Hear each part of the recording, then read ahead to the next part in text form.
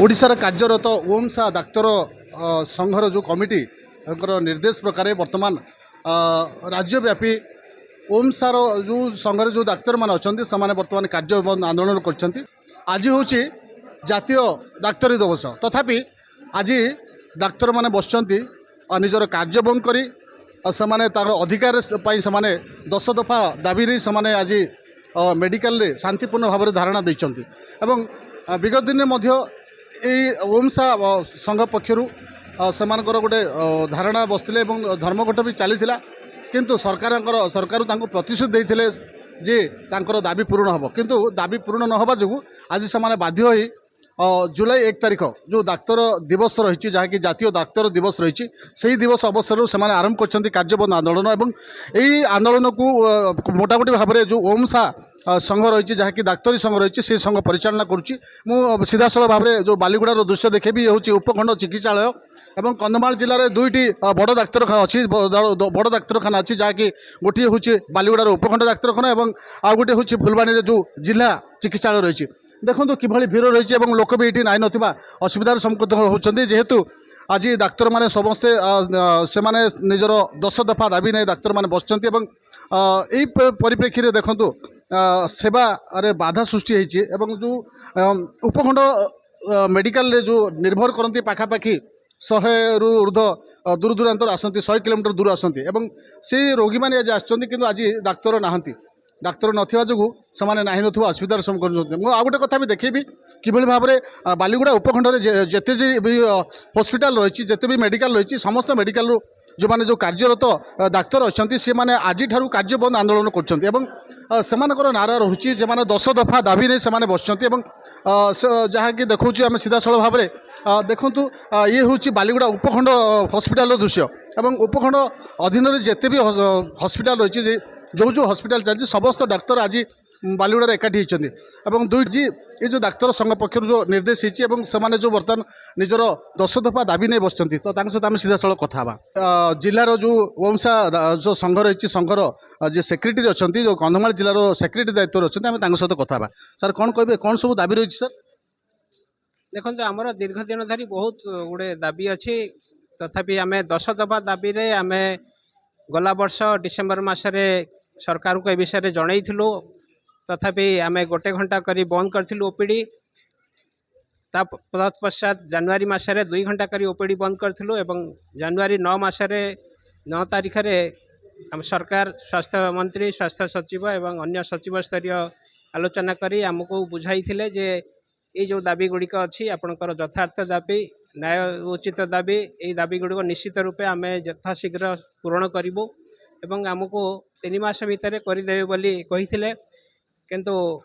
केवल action committee गोटे करदेकरी से कमिटी एपर्यंत कौन गोटे बैठक बसी पारा ना इतिमध्य 3 मास रु 6 मास होगा बसला किंतु 6 मास भितर कौन सुफल आम पाइलु ना आम दाबी गुड़िक सेमती रहीगला तेणु आम बारंबार लिखित आकार में स्वास्थ्य मंत्री को स्वास्थ्य सचिव को विभिन्न बारंबार आम देखा करूँ एवं आम आलोचना गुड़ी करूँ तथापि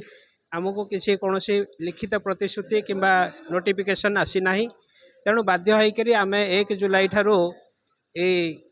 समस्त ओडिशार डाक्तर मानकर आंदोलन पुणी थे आरंभ होती आज जेपर्यंत आमर यही दाबी गुड़िक सरकार न शुणी से पर्यंत आमर ये आंदोलन जारी रहिबो चाहूँ जे लेवल 15 सेटा उच्छेद हो एवं कैडर रिस्ट्रक्चरिंग सेंट्रल डीएससीपी आम मध्य पाइबा को आम दाबी करूँ ये अन्य कैडर जोड़ा अन्य डेंटाल कैडर माने बर्तमान तांकर कैडर गठन नहीं पारना कि से किसी स्पेशलिस्ट प्रोत्साहन पाऊना आम चाहूँ जे जभली भाव में ओएमएचएस मेडिकल सर्विस कैडर माने पाउछंती से भली भाव में डेंटाल कैडर मध्य पांतु एवं जोटा हमर केबीके अंचलर कंधमाल एवं अन्य डिस्ट्रिक्ट माने अछंती से माने डॉक्टर माने वर्ष वर्ष धरी एठी चाकरी कले मध्य गवर्नमेंट रे किछि स्वच्छ बदली नीति नाही जहाँद्वारा कि से माने 8-10 वर्ष 15 वर्ष धरिकी ये चाकरी करिसेंती तेणु आम दाबी रखुछु जे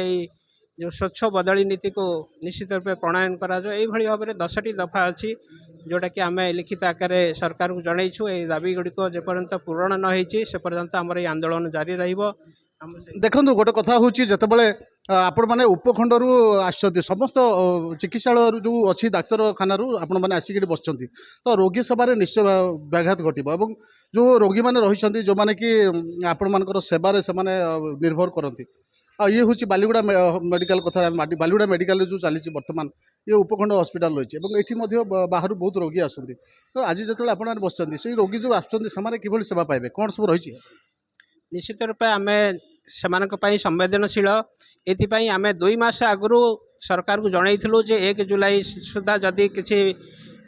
ଆମର ଦାବି ଗୁଡ଼ିକ ପୂରଣ ନ ହୁଏ ତାହେଲେ ଆମେ ବାଧ୍ୟ ହେଇକରି ଏହି ଆନ୍ଦୋଳନ ପାଇଁ ଓହ୍ଲେଇବୁ କିନ୍ତୁ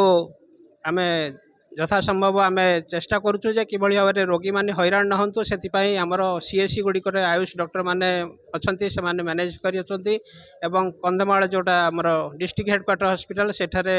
ମେଡ଼ିକାଲ କଲେଜର ଡକ୍ଟର୍ସ ମାନେ ଅଛନ୍ତି ସେମାନେ ସେବା ଯୋଗାଇ ଦେଉଛନ୍ତି ଆମେ ଜନସାଧାରଣଙ୍କୁ ନିବେଦନ କରୁଛୁ ଯେ ସେମାନେ ନିଶ୍ଚିତ ରୂପେ ଆମର ଏଇ ଯେଉଁ 10 ଦଫା ଦାବି ଅଛି ସେଗୁଡ଼ିକ ସହିତ ଗ୍ରହଣ କରି ସେମାନେ ସରକାରକୁ ଏ ବିଷୟରେ ଜଣାନ୍ତୁ ଆପଣଙ୍କ ମାଧ୍ୟମରେ ଆମକୁ ନିବେଦନ କରୁଛୁ ଜନସାଧାରଣ ଆମର ଏଇ ଯେଉଁ ନ୍ୟାର୍ଯ୍ୟ ଦାବି ଅଛି ସେଗୁଡ଼ିକ ପୂରଣ କରନ୍ତୁ। ସିଏ ରୋଗୀଙ୍କ ସେବା କରିବା ସହିତ ନିଜର ଅଧିକାର ବି ରହିଛି ଏବଂ ଅଧିକାର ଦାବିରେ ସେମାନେ ଆଜି ବାଧ୍ୟ ହୋଇକି ସେମାନେ ଧାରଣାରେ ବସୁଛନ୍ତି ଯଦି ବି ରୋଗୀଙ୍କର ସେବା କରିପାରୁନାହାନ୍ତି ଯେହେତୁ ସ୍ୱାସ୍ଥ୍ୟ ହେଉଛି ସମ୍ପଦର ଦାୟିତ୍ୱ ଡାକ୍ତର ଉପରେ ନିର୍ଭର କରିଥାଏ ଯଦି ଯେତେବେଳେ ଗୋଟେ ଡାକ୍ତର ସେ ତା'ର ସେବା କରିବାରେ ଯେତେବେଳେ ବନ୍ଦ କରିଦିଏ ସେ ସମୟରେ ନିଶ୍ଚୟ ସମାଜ ନିଶ୍ଚୟ ହଇରାଣରେ ପଡ଼ିବ ଏବଂ এই କଥା ଯେତେବେଳେ ଆସୁଛି ସେ ସମୟରେ ନିଶ୍ଚୟ ଯେଉଁ ରାଜ୍ୟ ସରକାର ରହିଛନ୍ତି ସରକାର ମଧ୍ୟ ଏଥିପ୍ରତି ଦୃଷ୍ଟି ଦେବା ଦରକାର ଏବଂ କିଭଳି ପରିସ୍ଥିତିରେ କ'ଣ କ'ଣ ଦାବି ରହିଛି ଯେଉଁ ଡାକ୍ତରମାନେ ରହିଛନ୍ତି ସେମାନେ କ'ଣ କ'ଣ ସବୁ ସମସ୍ୟାର ସମ୍ମୁଖୀନ ହେଉଛନ୍ତି ଏବଂ ତାଙ୍କର ଦାବି ସବୁ ରହିଛି ଏ ଦାବି ନିହାତି ପୂରଣ ହେବା ଦରକାର ଏବଂ ଆଉ ଗୋଟେ ବଡ଼ କଥା ରହୁଛି ଯେଉଁ ପର୍ଯ୍ୟନ୍ତ ତାଙ୍କର ଦାବି ପୂରଣ ହେନି ସେ ପର୍ଯ୍ୟନ୍ତ ଏଇ ଧାରଣାରେ ସେମାନେ ବସିବେ ତାହା ଯାହାକି ପ୍ରତିକ୍ରିୟା ଦେଉଥିଲେ ଜିଲ୍ଲା ସମ୍ପାଦକ ଏବଂ ଆମେ ସିଧାସଳଖ ତାଙ୍କ ସହିତ ବି ଆଲୋଚନା କରୁଥିଲୁ ଏବଂ ଆମ ଏଇ ଚ୍ୟାନେଲ ମାଧ୍ୟମରେ ଆମେ ଅନୁରୋଧ କରୁଛୁ ଆମର ଯିଏ ରହିଛନ୍ତି ରାଜ୍ୟ ସରକାର ମଧ୍ୟ ଏଇ ଘଟଣାଟି ଦେଖନ୍ତୁ ଏବଂ ଯେଉଁ ଡାକ୍ତରୀମାନେ ରହିଛନ୍ତି ଡାକ୍ତରମାନଙ୍କର ଯେଉଁ ସମସ୍ୟା ରହିଛି ଆ ପ୍ରତି ମଧ୍ୟ ଦୃଷ୍ଟି ଦେବା ନିହାତି ଦରକାର ଅଛି। କନ୍ଧମାଳ ଜିଲ୍ଲା ବାଲିଗୁଡ଼ା ମେଡ଼ିକାଲ ପରିସରରୁ ତାପସ କୁମାର ନାୟକ MBC TV।